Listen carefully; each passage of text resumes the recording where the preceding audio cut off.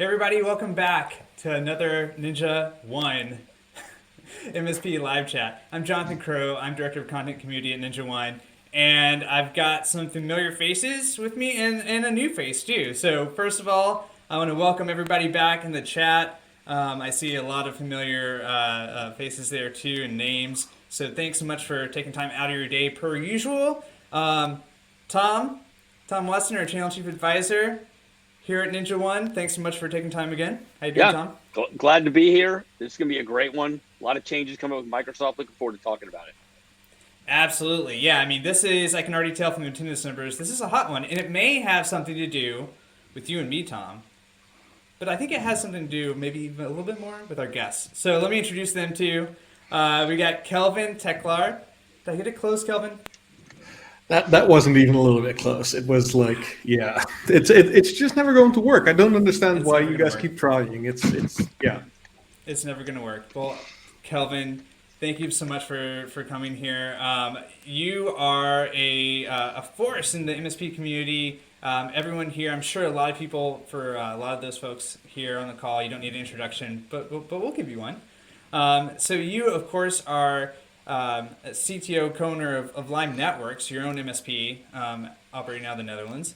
But you're also author, creator of CyberDrain, which is your own blog where you're constantly posting PowerShell scripts, tons of other tools and interesting things. And most recently, you've been keeping yourself busy with something even more. That wasn't enough for you. You had to launch a bigger tool designed expressly for what we're going to be talking about today, which is multi-tenant Microsoft 365 management.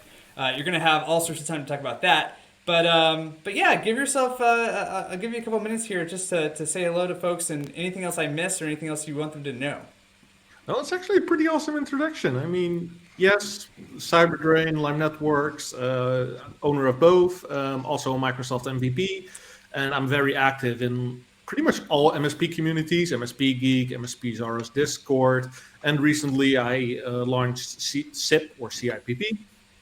And with that, we also launched our own community, of which Stephen, the other guest of the Ninja One live chat today, yeah, he's one of the admins in there too. It's a community we've created specifically for our product. Well, yeah, thank you for that. And of course, Microsoft MVP, I should have mentioned that one so you didn't have to do it yourself, because I know you are humble, despite what folks in the chat may say. So humble. But no, very good to have you. You've been on our live chats before and other events, and I'm actually included some resources at the end of a doc I'm about to share with you guys that include links to some other additional videos and resources that you can check out. So there you go. So I just posted the link to our show notes, our resources doc. Again, that's something that you guys can have with you. And it's kind of a living document, right? So this is going to have information where you can learn more about Kelvin and about CIPP. You'll also be able to check out Stephen, too, who we'll introduce in a second. And then it's got links to a bunch of different resources that we'll be talking about. And we'll be adding to that as you guys share your resources, too. Because once again, I mean, this is an interactive platform here. We definitely encourage you guys to take the chance to talk with us through the chat. Don't wait for questions to the end. Let us have them now, and talk amongst yourselves too. But Stephen, let me introduce you. So Stephen Murphy, you're head of managed services for Vital Service, which is an MSP based out of England. And you are a longtime Ninja user, customer. You're also super active, as Kelvin mentioned, in the community. Thanks so much for taking time late in your day to join us here, too. Not a problem at all. Obviously, I've been across several communities from Win Admins through to MSP Geek, all the way through to IT Pool Party and several others. It just never seems to end. Yeah, in fact, yeah, I included the show notes doc, and you said, oh, another Slack group to join. And I said, what's one more? You're a member of all of them. You may as well be a member of that one as well. So yeah, before we dive into things, let's bring up this doc so you guys can play along at home. So of course we have our two guests and links to where you can find out more about them. But for starters here, we have an agenda here that will follow loosely. There's a lot to cover, guys. as Tom mentioned at the very top of the call, a lot's been changing with Microsoft. And we've gotten a lot of news, a lot of announcements. And the first one that I think everybody had a strong reaction to because it directly impacts everybody, right? Is the news back in, oh man, what was it? It seems like forever ago now, but maybe September, that there was going to be a price increase next year. And Stephen or Kelvin, you want to give a little insight on this? I shared a link here to Nick Ross at T-365 has a great write-up of this. But essentially, on top of a 15% increase across the board, if I'm getting this right, there's an additional 20% increase specifically on month-to-month licensing agreements. Am I getting that right? Is there a lot more to it than No, that? that's exactly right. There's a couple of things in there.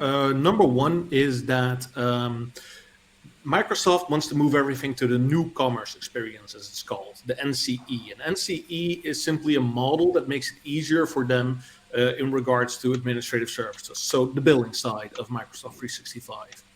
And with that, Microsoft had decided that they want to make sure that as much clients as possible are committed to a specific term, so either a 1-year term or a 3-year term. You simply get the best price if you commit to that term. But instead of just having the 15% price increase, Microsoft decided to, for any client that wants to go month to month, to not allow the month-to-month licenses to count towards your partnership model, and to increase the price with that with about 20% for the most used SKUs. So let's say Microsoft 365 Business Premium. So that would be like a 35% increase if you want your clients to stay month to month. And that of course was insane. It's a crazy high increase. And there's been a lot of discussion about it in a lot of communities. And I was lucky enough to eventually speak to the right people at Microsoft about this, and they have heard our complaints, and NCE has been postponed. The original plan was to already start using NCE for all contracts in March, and it's now been postponed until June because they're evaluating if they need to make any changes to the new terms. Wow. So you heard it here, guys. I mean, I had in the agenda doc, I talked with Kelvin, and he said, there may be some movement here. And I mean, check this out. So you guys, a lot of you may be already familiar with this. So shortly after this news came out, what happened? Well, let's get a petition going. So on Reddit, I think this is a post from George Bardisi, actually. And they got a petition going on change.org. Got up to almost 1,500 signatures. There's still time, guys, if you're interested in it.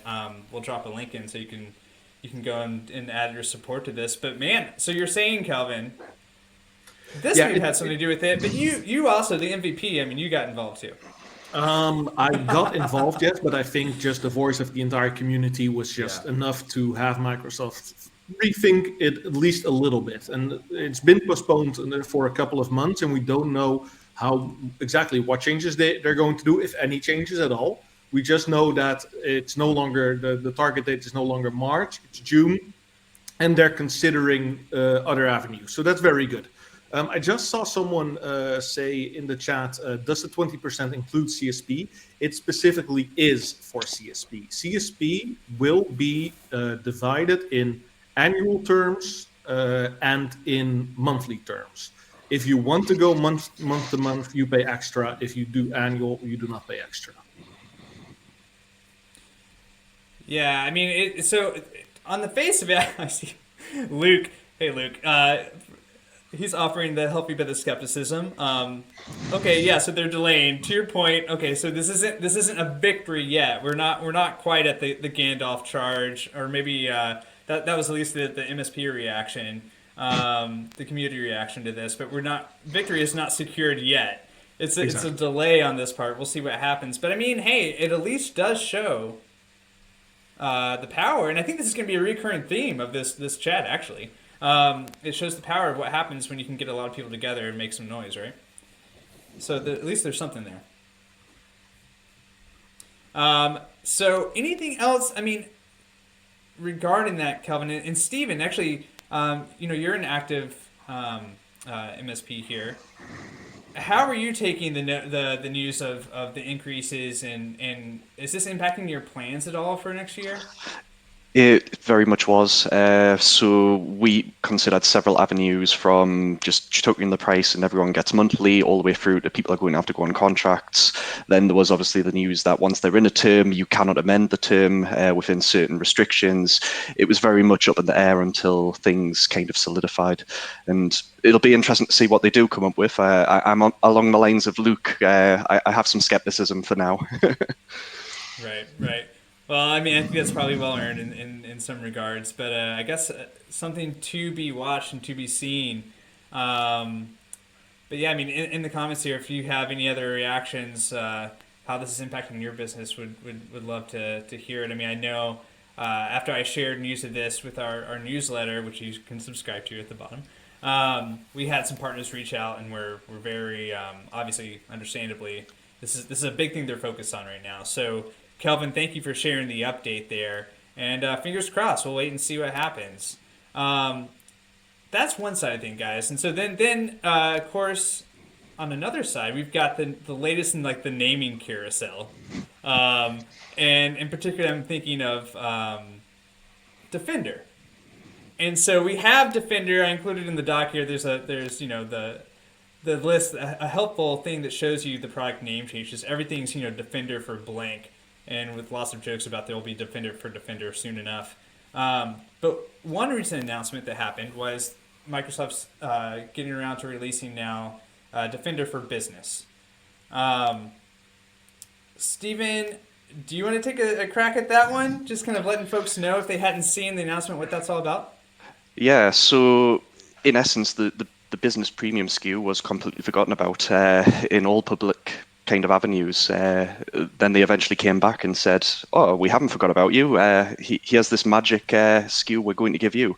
It's not quite as intensive or as thorough as the plans that you get when you go for the full MDE variant, but the tools they've got out there are very much way above and beyond what you get from a typical security suite.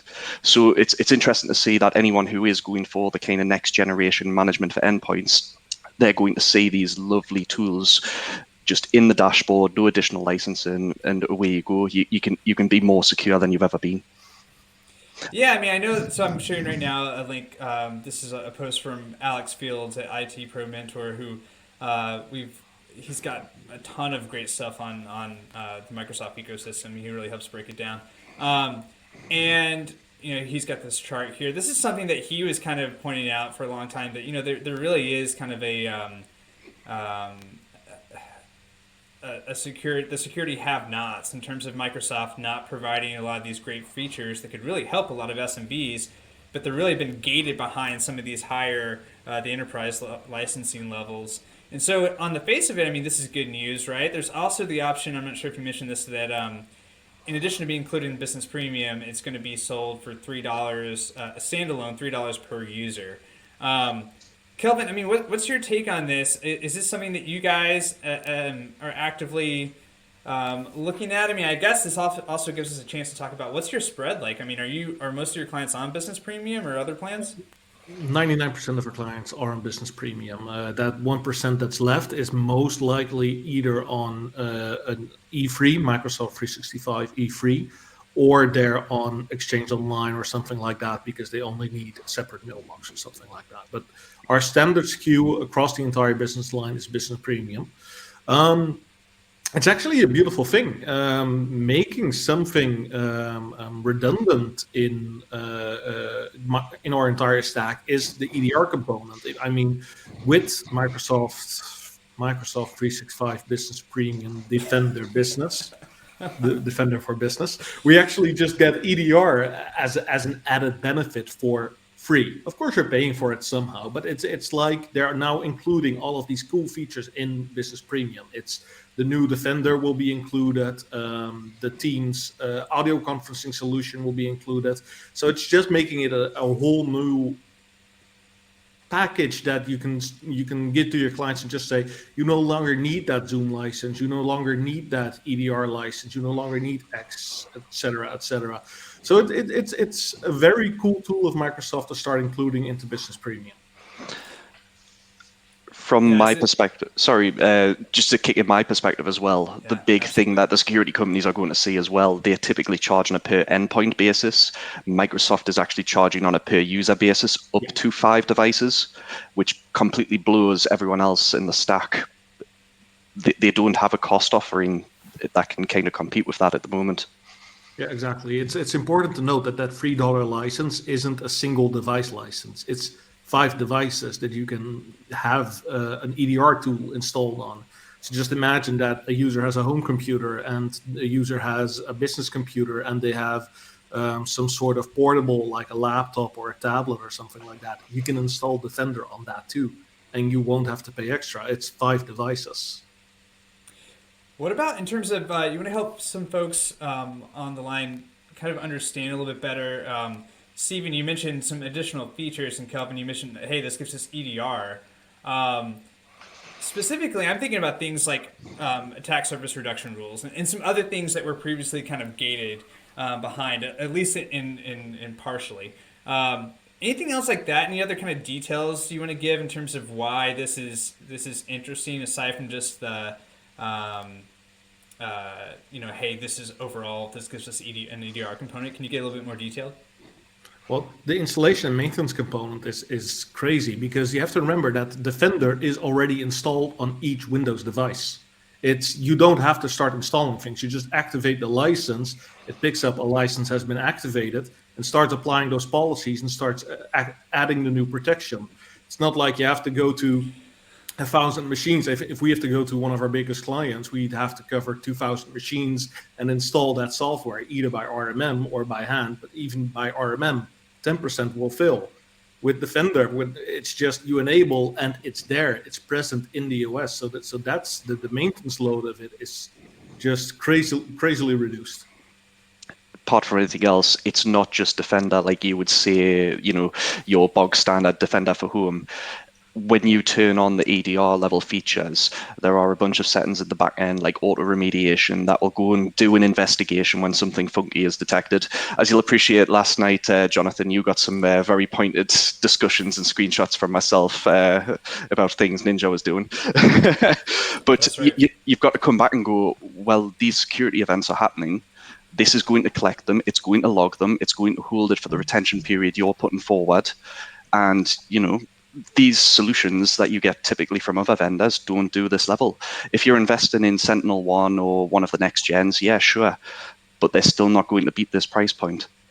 Apart from anything else, Defender by itself, if you just put it on a home machine, yeah, it can be beaten. The extras that Microsoft's put into this defend the endpoint beyond belief, isolating an endpoint completely from the network, and you can guarantee it will never become unisolated. There's talks I've had with some security professionals at Microsoft where the level that they've put into this product, it's really sort of next gen and cutting edge. Yeah, Well, exactly. And I mean, the Defender simply is currently one of the best products on the market. You can have all the other guys saying like, we currently are the best, but let's just give a shout out to Hunters, for example, who've done extensive research into which AV and which EDR works best. Defender comes out at the top every time. Yeah, and I mean, I think a lot of it comes down to like, these extra things, and there's also benefits. I mean, if you go into the post I just shared from Alex Fields, I mean, there's also benefits, of course, to the orchestration from having all these tools kind of in one house, right? That said, let's cover the flip side. We've got Anthony here calling out like, hey, this sounds great, but what about the actual things? As Kelvin pointed out, there's definitely a ton of third-party research that you can check out that compares tools. I'm kind of wondering about perception. And Tom, I'd love to ask you this, because I mean, this is something that you talk about a lot. Working with clients and how much say they get. I'm just kind of curious if all three of you guys and everyone on the call here, there was a perception widely held for a while that Defender is kind of a joke, right? Or not a joke, but just not on the same level. And as Kelvin pointed out, I mean, I think every year I see it less and less that way. But like, are you guys still seeing any kind of pushback? I mean, can you imagine going to clients and saying, hey, we want to have everything on Microsoft now? Is there going to be any opinion at all? Do you leave that up to clients? How do you navigate? Tom, Well, this goes in maybe your how you talk about how you talk to clients about security and kind of the options you give them or don't give them. yeah, I personally am not going to get into discussion about their security needs beyond what I recommend they're going to use and then prescribe. But I think it's part of a bigger discussion here of with Microsoft making all these changes across their portfolio of products that MSPs are consuming, that you identify what your clients need and you make sure you're not paying for things that you don't need for them as well. And I see actually an opportunity in this conversation here to go back. We all know as MSP owners that you often have licenses for people that are no longer there, or you have licenses that people don't need. Maybe you have them on premium. They don't need premium. They just need an online license. So I think there's a lot here. But just switching back real quick to Defender, I am absolutely shocked by how much better the product has gotten in recent years and how much you can rely on it. And I got to say, I would definitely, rely on it as well if I were out there selling MSP services right now. Is there how about this then? I'm just going to continue playing devil's advocate. So, what about all the eggs in one basket thing, right? I mean, we look at our poll here. So, like down at the bottom, and thank you everybody in the audience who are jumping in and voting on these polls that we included down here. So we asked people about what level of licensing. A lot of folks on standard, but if we scroll down to the bottom here, we asked about Defender, and the majority of folks, at least responding to the polls, about 50%, still using third party. And in terms of in the next 1 to 2 years, there is an option here. We have, okay, do you see your company moving more towards using Microsoft solutions for user device management and endpoint security? And then I gave an option. This question's not, like, this would never be included in like an actual study. This is kind of a leading question, but it says prefer not to have everything managed via Microsoft for a number of reasons, right? And so you got people kind of maybe still adhering to that kind of, I don't know, like having everything Microsoft, is that really where I want to be? I know Stephen and Kelvin, you guys have definitely moved in that direction. Do you want to respond to that at all? Let's go Kelvin first. Oh, I figured we'd do Stephen first, but okay. So yeah, I'm a Microsoft MVP. I'm going to say only positive things. No, that's a joke, of course. I mean, we chose to be a Microsoft house at my MSP because we saw the stability in the products. And this is going back 17 years. We saw the growth back then already, and we decided we're only going to be using Microsoft products as much as possible. And that puts us in a weird position at times too, because there's a lot of competing products that might be better, cheaper, faster, whatever. I think it's a choice you have to make as an MSP and for yourself, how much you have faith in a specific vendor. Some people choose AWS over Azure. We choose Azure. Some people choose SentinelOne over Defender. We choose Defender. And it's just a matter of putting the two next to each other, giving one a slight bias. One has somewhat of a preference because it's a Microsoft product, but you still just have to compare the products, see how they act in real life, see how they perform, and you choose the best one based on that. And if it's a tie, yeah, sure, you'll go for the Microsoft product because that's your stack already. It decreases your maintenance load, it decreases the load on your help desk, and in long term, it just helps your entire company grow. So it's a choice you have to make for yourself, I think. It's not something that I, as an MSP, can say everyone should use only Microsoft products. It's no. Yeah, there goes your MVP title, Kelvin. Sorry. Bye-bye. Yeah, it's definitely one of those controversial opinions as well. Everyone's got their own kind of home team that they like to play for or plug, and yeah, on a different month, it might be Defender this month, it might be Bitdefender next month, it might be SentinelOne the month after. You just don't know. In terms of this, though, it doesn't matter what solution you're picking, as long as you're confident in it, you've had the training, you actually feel comfortable with the screens that you're seeing, the configurations that you're doing. For us, we decided it was going to be Microsoft stack. The reason being, it just works all the way through from start to finish. So from Defender all the way through to Intune, all the way through to Autopilot, it's one solution, one vendor. Now, it doesn't matter what vendor you pick. If you put the ASRs in place, if you start locking down the endpoints, you're just making yourself much harder to attack and exploit. And that's kind of where we are seeing people fall down these days. And Jonathan, yeah, go ahead, Tom. Jump in the perspective on that. Yeah, I work with a lot of MSPs, this kind of coaching thing and setting up their offering. And in the past, years ago, I would say, yeah, don't do that. Don't put it all in one basket. But now, with so many tools MSPs have to carry and the management of them and the time and the cost, the consolidation really makes a lot of sense. So I think you really have to look at these and what Microsoft's done. They're giving you a suite of tools that work together, and you're going to gain a lot of efficiencies from that, and that can't be looked past. Yeah, great point, Tom. Great point. I think this is a good segue to go away from Defender. Of course, Defender is wrapped up in this whole conversation, but back towards the device and user management side of things, right? And Kelvin and Stephen, if you guys in the audience have gotten a sense of it already, what they're doing with their deployment, with their management, and utilizing Microsoft tools like Intune and Autopilot to help with that, and their RMMs and all the other tools as well. It's really pretty advanced. And so I want to give you guys a chance to kind of talk about that a little bit. And then I also wanted to mention, for the sake of folks in the audience here who may not be quite there yet, or maybe they're seeing like, okay, I know that these new tools are a thing. I'm still trying to just operate day to day, get my head above water. Now I hear price hikes are coming. I'm just trying to navigate stuff. How can you help me figure this stuff out? With that kind of in the back of your mind, wanted to go over and talk a little bit about like Intune and Autopilot specifically, and how you guys are utilizing that. Because if we look at our polls here, and I just for some additional context. In our resources doc, I also launched a survey to people who are on our email list and a couple other places as well, and got some responses about Autopilot and Intune usage.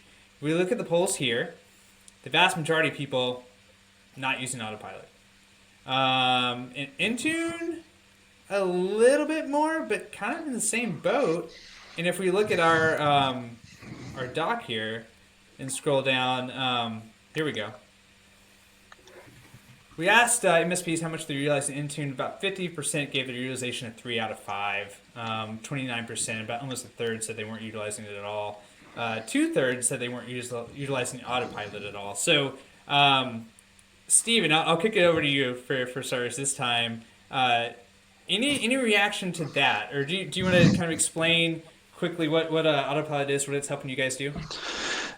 Yeah, so we use it in conjunction with Intune.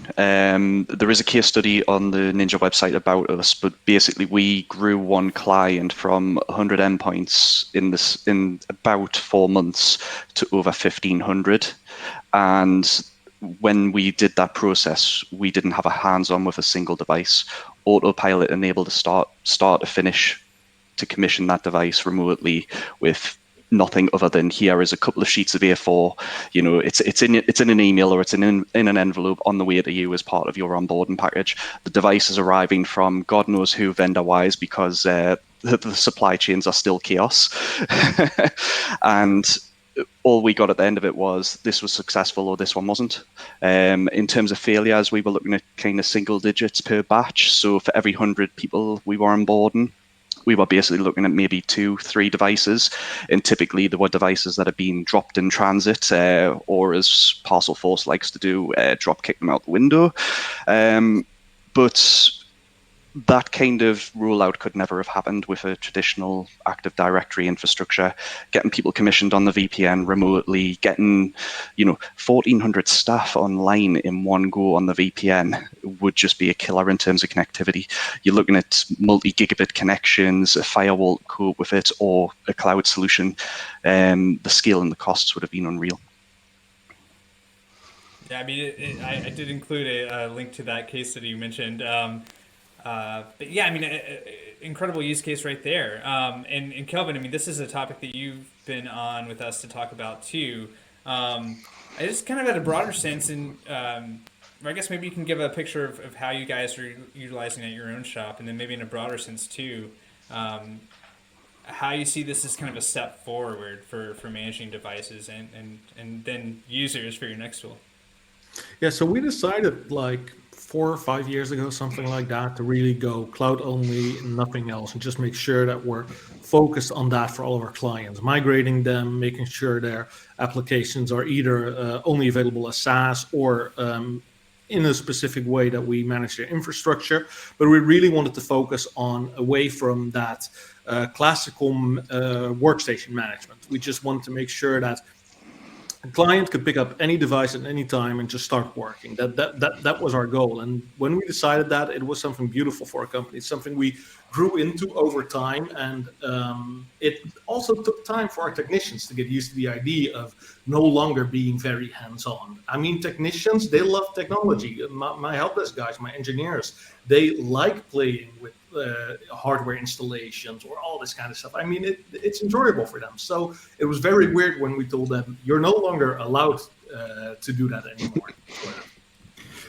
So over time, it just made more sense for everyone to start learning new things. And as they grew with the company, as we started to do this, everyone also started finding more enjoyment in having these automated installations, in having automation, and having more time for actual customer contact instead of just technically solving things. So that was something that was beautiful for us as a company to see, like, hey, we're now focused a lot more on the client and no longer on their technical commodities. I think that's pretty much the gist of our travels from a classical workstation environment to modern management. But there's a lot of things I can understand that smaller MSPs, especially the solo shops or the under 5 employees, they can't just jump on this. You can't just say, I'm going to jump on this tomorrow and it's going to be done. It takes time to grow into it. It takes time to create a plan, and it takes a lot of effort to execute that plan. So that's something that if you're watching this and you're thinking like, oh, these guys are miles ahead, we 5 years ago were at the same location you are, at the same place, and we pretty much just made a decision and stuck with it. And that's the most important thing, I think, as an MSP. When you make a plan, do not falter. Just keep pushing that plan forward. And retracting that slightly back to the non-technical aspect, not every customer is going to engage at this level. Not every customer is going to want this kind of experience. There's still going to be those that want the bottom dollar fix, and unfortunately, it's hard to not be precious when they leave you, but it's something that you've kind of got to acknowledge, because the level of pain you have on modern management experience is a lot less. I'm going to be totally honest and say we're still transitioning our kind of user base over to that, and it is a painful process to say, yeah, that was the old way of doing things, not just with our staff, but with the staff on the ground who are using it, our customers. It's a change in life, and there's a lot of these changes recently out of Microsoft. Yeah. I mean, Stephen, I'm so glad you brought that up. That you guys are still in transition, and I appreciate, Kelvin, you mentioned this too, because I think it can, seeing some people who have really have a great streamlined operation going, it's easy to kind of be like, it's easy to forget, like they didn't just get there. It took a journey. Yeah. And Tom, I want to give you a chance to jump in here. Really regarding what Stephen was talking about in terms of, our last MSP live chat, we talked with Colin Knox from Gradient, and we were talking a lot about 2022 strategic planning. And of course, there's the part that happens internally. But then there's like how you're talking to your customers and how you're rolling things out. Any advice there for like making big changes like this, and how you're talking to clients? And maybe this is drawing on your previous perspective as an MSP owner, or when you're working with MSPs now. Well, I mean, the big thing that's coming through to me here is that, yeah, there's been a delay in this price increase, but it's going to come. I mean, like, they're pushing it out. So I think you need to start taking that into consideration now.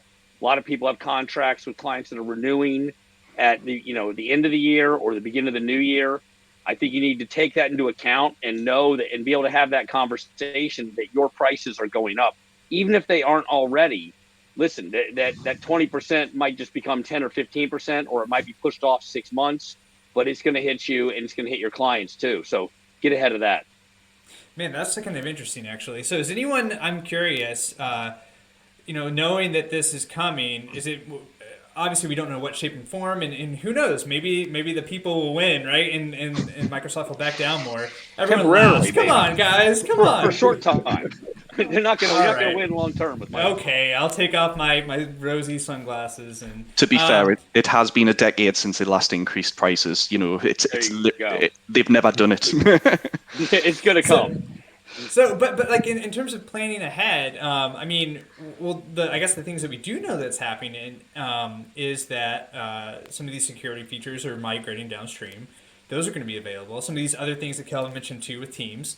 How much are you guys communicating that sort of thing to clients? And are you doing it in a way where it maybe almost kind of preps for like a price increase? Like how transparent are you guys with communication around all this stuff? We are pretty much 100% transparent, but we are also a normal business. So we increase our prices every year, unlike every 10 years like Microsoft is doing. We just make sure that every year we have a price increase. All of our clients know in advance, like, hey, your price is going to increase by this much at that time.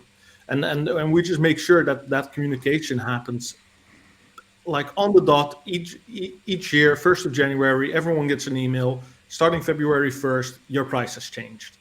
Fair warning, just 4 weeks in advance. And we just continue on like that. I mean, it's just good business to keep increasing your prices. Otherwise, you're giving all of your clients a discount due to inflation. And that's not what you want to be doing either. I think that's a great point. And something we've talked about before, and it's in the managed service agreement, is auto escalation clauses. Have it in there. You've got a regular price. People aren't going to feel it if it's like 5% per year or something like that. You can make it easy. It's a lot better than having to go back to them and ask for 15, 20% more in one shot. Yeah, great point, Tom. Well, I think let's dive in. Let's have some fun, right? Like Kelvin, so you came here. We mentioned it at the top of the show here, but you've been extremely busy, and you've been working on something really cool. You've been working on CIPP, which let me get my acronym here. It stands for the CyberDrain Improved Partner Portal. And this, I'll just let you tee it up. I know that there's probably some screenshots you want to share. Do you want to walk us through the tool a little bit? And tell us absolutely. Kind of the story behind why you developed it too. Okay, so let me share my screen first so that everyone can see what we're talking about, and then I'll just start chatting about it. I'm going to ask the most annoying question in the world since COVID. Can you see my screen? Yes, thumbs up. I hate that question so much. Okay, so fair warning, this is my local dev environment. So if you guys see some weird bugs or some behavior that you shouldn't see, it's just because it's my dev environment. It's not a public thing. It's not the standard environment that you would get if you would download it right now.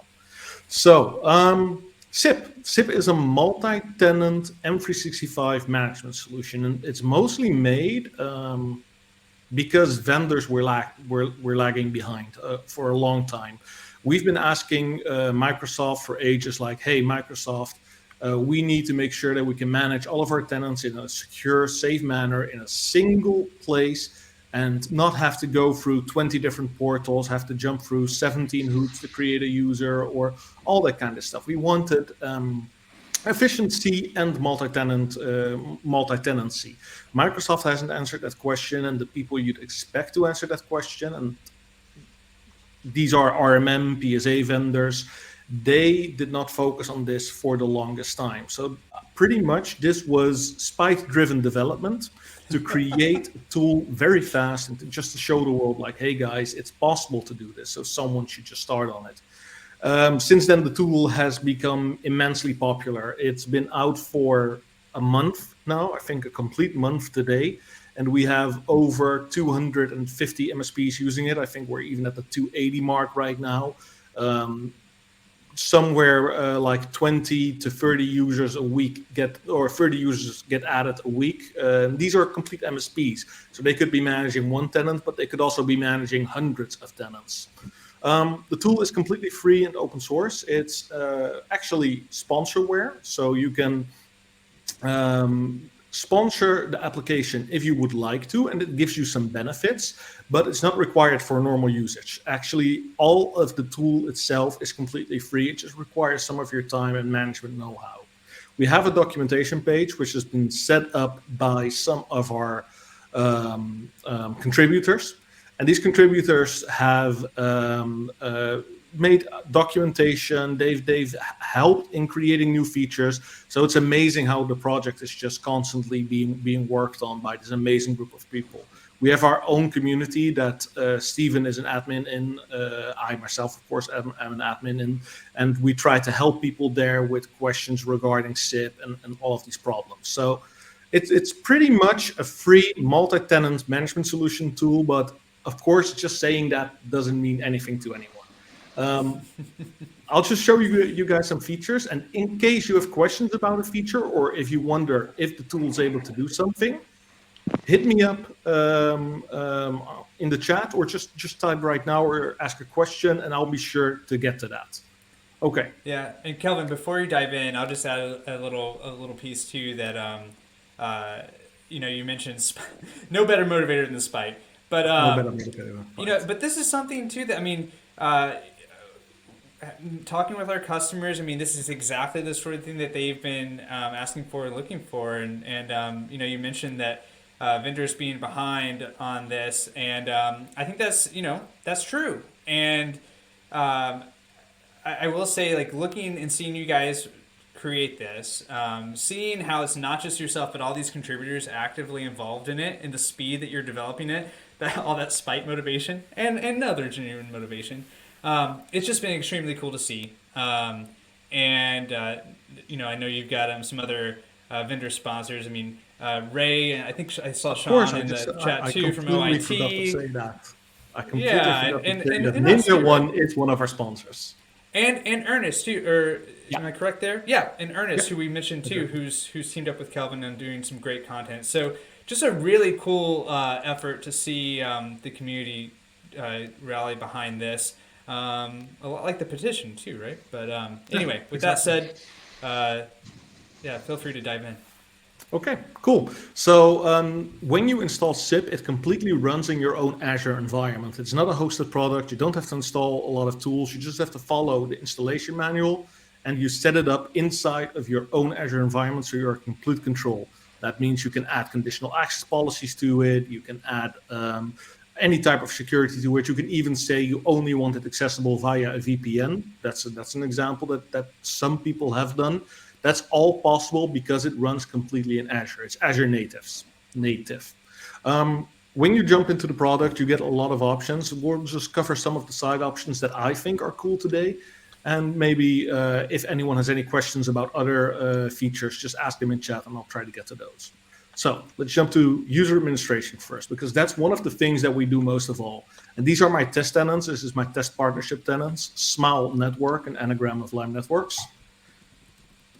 And we click on that, and we can immediately start managing these users. And you're thinking, most people are thinking, yeah, I can do that via the partner portal right now. But there's a lot of functionality inside of here that you can't do via the partner portal. For example, I can hover on this hamburger right here, and I can say, I want to convert this user to a shared mailbox right now. I click on yes, it immediately starts that process in the background. And if you want to do this in the current partner environments with Microsoft, you first have to log in under your own partner, go to the partner portal, go to the specific tenant, go to that user, click on convert to shared mailbox, and it fails. It doesn't work. With all the balloon. It's one of those things that Microsoft says, oh, you have to log in as that specific user. It just stops. So you'd have to go to PowerShell, then start up your PowerShell, log in as the specific tenant, convert the user to a shared mailbox. CIPP is now able to do all of those tasks for you. Just the shared mailbox is one of the examples. You also have a view user option in which you can see all of the user's current status. So let's click on that for a second. This is a new feature only available in dev and should be released tomorrow. Here you just see all of the information by that specific user, but you also see stuff that you are normally hidden behind 10 different portals in the Microsoft portal. For example, hey, has this user successfully signed in, and when How is this user using email? What are the other email addresses? But also, what are this user's devices?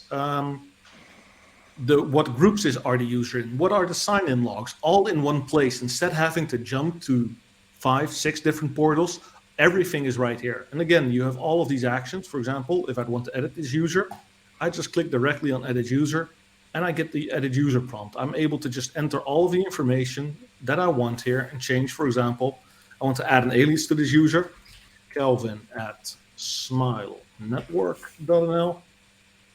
I click on edit user and poof, that has been added. And that's the same process in the entire tool. We've done everything to fit the MSP workflow. So if you want to view a user, you want to view all of the user information as an MSP. You don't want to go to 10 different portals. You just want to see what's this user's current state. You click on view user and you're able to watch that. You click on edit user, you're able to add everything immediately instead of having to either go to the Exchange portal or either go to the Microsoft admin portal.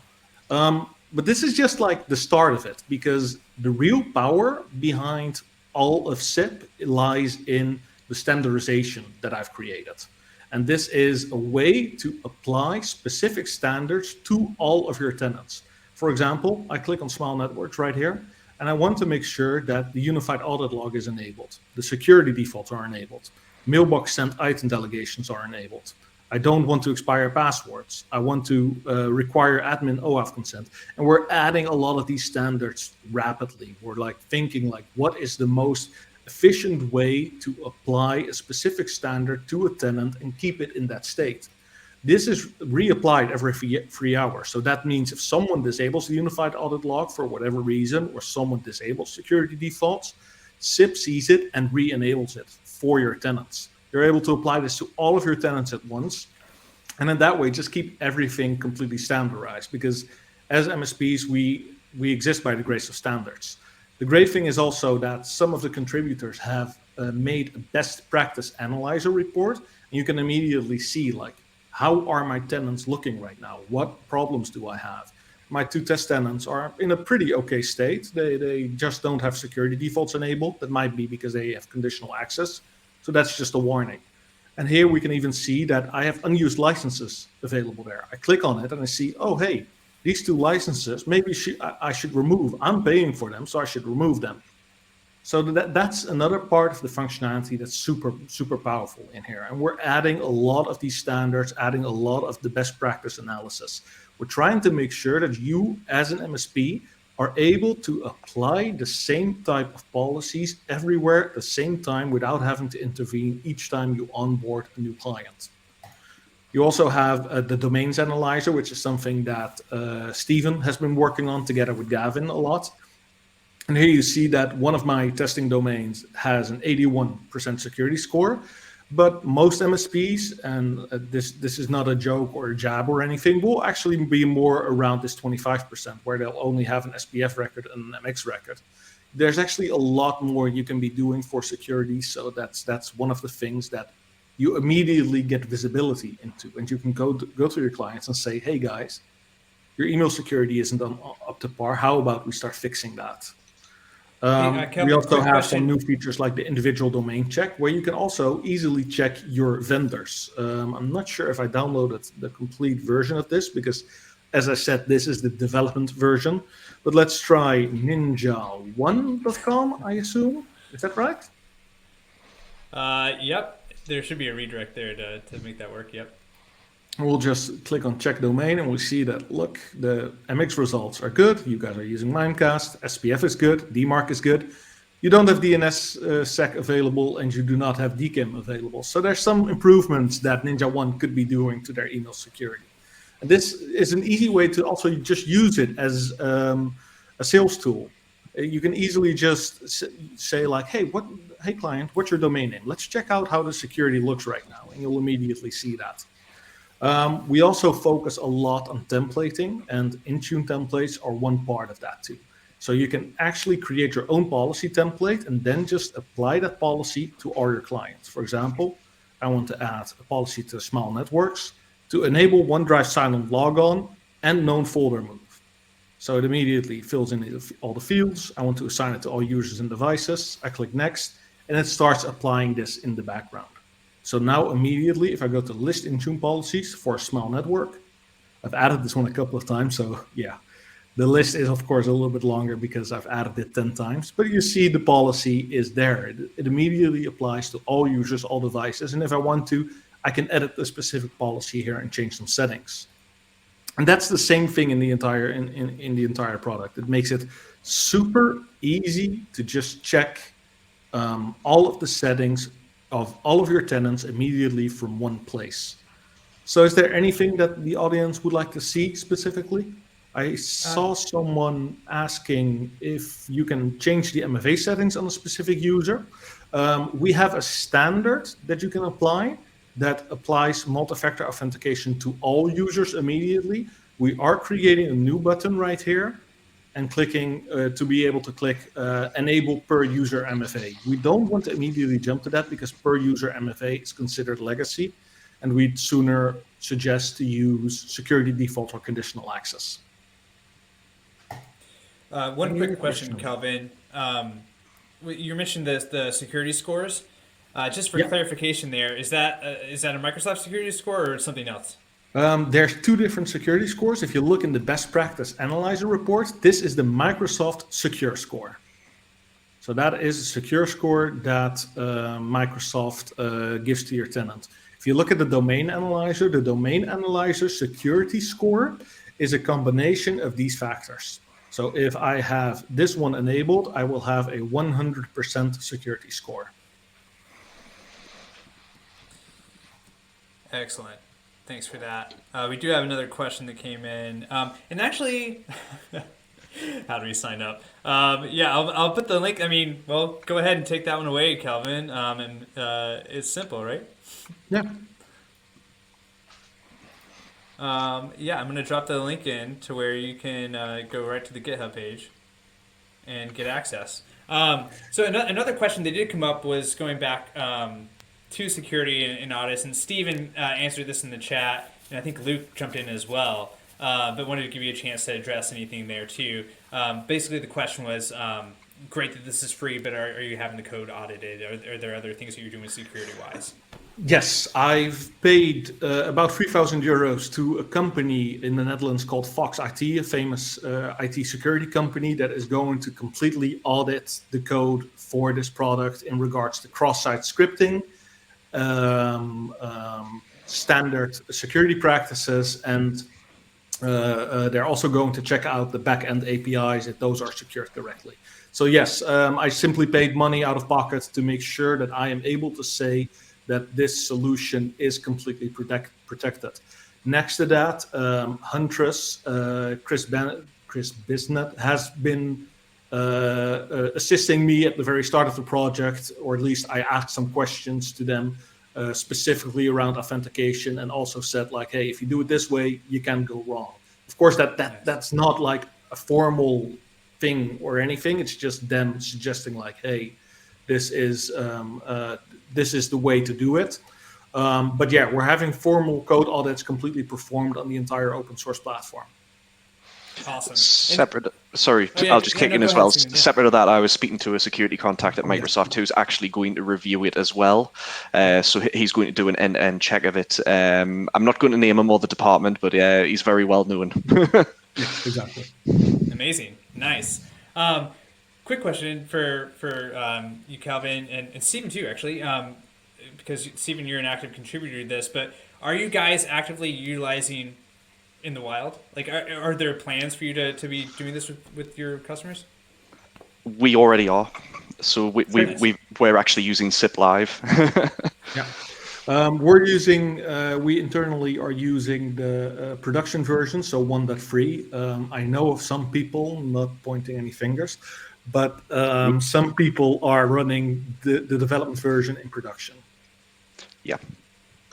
I'm not commenting on that. But yeah, in terms of that, we pushed it live, and there's been several comments. It's very disheartening at first, and to quote Gavin Stone, it does look like a bloodbath when you first log in. Unless you've been actively checking these sort of things, rolling them out, and security's been at the forefront, you're always going to have gaps. We had particular gaps with our reseller clients where they're not fully engaged into the MSP process. You are just giving them a license. And we took the take of, here's a cattle prod. We're going to actually push you along here and say this needs to be done. We're going to force you to do it, or you can go to a different CSP. We're not going to take the liability when something goes wrong. Why should our name be tarred when actually it's not us, it's you?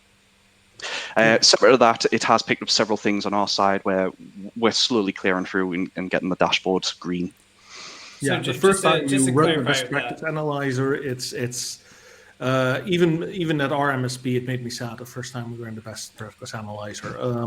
We're very focused on automating security, making sure that everything's always in the same state. We already had a lot of what CIPP does in place, but then when you're confronted with a live dashboard that actually says oh, this tenant you missed, or here you made a mistake, you're like, oh, that could have been a painful moment.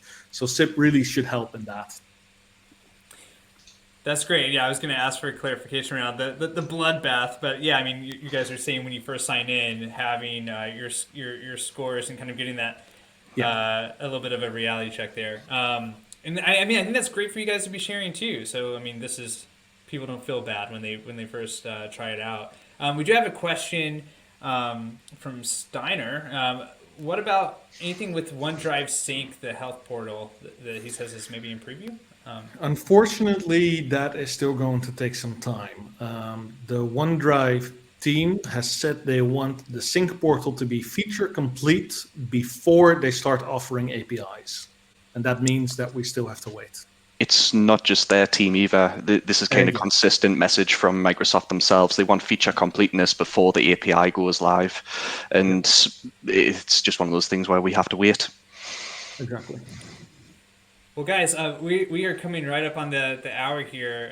But Kelvin, thank you so much for giving us a run through of CIPP. Obviously, here you've got Stephen, who is using it live. You've got other contributors here in the chat talking about their experiences with it too, linking to the resources where you can get it and everything. Maybe to zoom back out and to close, I've got another live chat to plug, so I'll put up that on the screen. But while I'm doing that, I'll go around the horn and give you guys any kind of suggestions or recommendations as we've got folks on the call thinking ahead to next year, knowing that there's all these changes with Microsoft, but also just in a even bigger picture, where they want to take their business. Any recommendations for how folks can kind of tackle some of these things and maybe make some big moves, but not get too overwhelmed? Let's start with Stephen. Just take it in small chunks. That's all you can do. With you first get into these portals and go, oh my God, look at the damage. You sunk my battleship. and that's the feeling of being overwhelmed. It's technical debt. It's something that we've all encouraged over the years where we've built clients up this way. Breaking it down, fixing it, it's a step-by-step basis. Just pick one thing, fix it, go on to the next. Start with SPFs, work your way through, then work your way through the best practice analyzer. Start with the easy hits that aren't going to kind of annoy the users, and then communicate it out. So I actually posted a link to Kelvin about a month and a half ago, I think. We actually made a public status page and went, here's our rolling updates as if we are doing DevOps. So we post out and go, hey, here's the change coming. This is what we're going to do. This is the time scale. And, it's coming soon. That's now available on our tool tray in Ninja. So people click in and go, here's what's coming. Here's what's happened. Here's the history. It provides a value proposition for our customers of saying, you've sold our service, you've bought our services, we're selling them the service, and here's what we're getting out of it. Every other sort of company I've encountered, they don't really want to say what they're doing. They don't really want to describe the services they're offering or what the customer is getting. It's all under a one line item. Do you do this? Nobody knows. Well, thank you for that, Stephen. And Kelvin, kicking over to you. Yeah, I just have to 100% concur with Stephen there. It's be transparent. Be transparent towards your clients. Be a human. Show them that you're working on getting better, both technically and as a company. And I think that's pretty much what clients appreciate most about us. We're still very much people that want to do better, that always are trying to do better. So show that to them. Get a public status page or start using CIPP to tackling issues.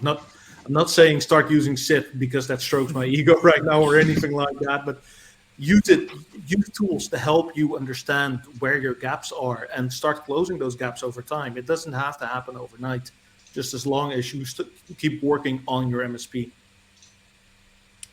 Amazing comment, Kelvin. Thank you for that.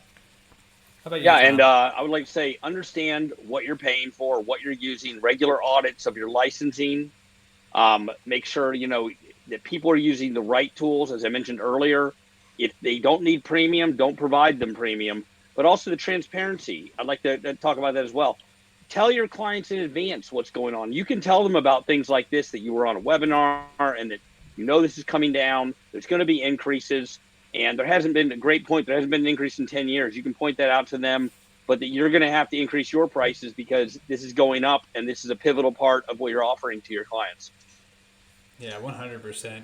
And guys, I'll just call out a couple of things. It said Alex Farley from Lifecycle. Thanks for being here, Alex. Per usual. It's great to see you again. He called out, you guys, Kelvin, and of course all the contributors, the guys from MSP Geek, Luke, who's on the call, and Gavin, and everybody else, Steven, of course. You guys are killing it. This is awesome.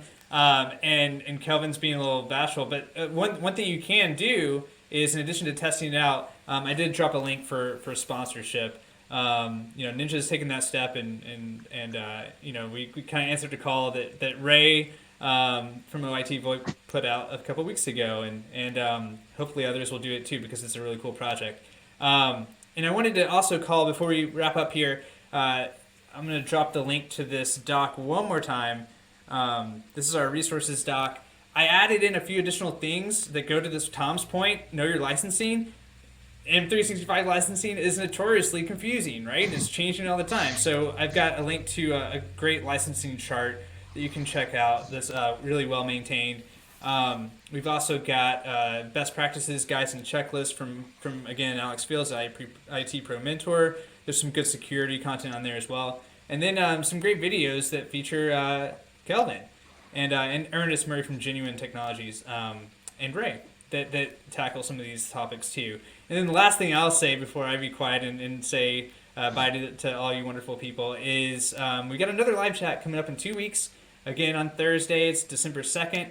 And we're going to be talking with Chris Dix, the founder and CTO of ChatStyle, which is doing some really cool stuff with chatbots developed specifically, they're a company built specifically for MSPs. And so we're going to be talking all about leveling up support and customer experience with chatbots, which should be pretty fun. And then we don't have it listed here, but just a very quick plug. We're also gearing up to have a really cool end of the year holiday themed kind of wrap up, which will give everybody information about. If you joined our IT Horror Fest a couple weeks ago and you saw Kelvin, Tom, and I suffer through the spiciest lollipop in the world, we're not going to be doing quite that. I can't trick Kelvin into eating anything else that's spicy, but we're going to have some really, really fun things and some cool prizes and stuff. So keep an eye out for that. But guys, thank you so much. Thank you, Kelvin. Thank you, Stephen. Thank you, Tom. Thanks, everybody in the chat. And take care, everybody. We'll see you again soon. Take care. Thank you. Take care.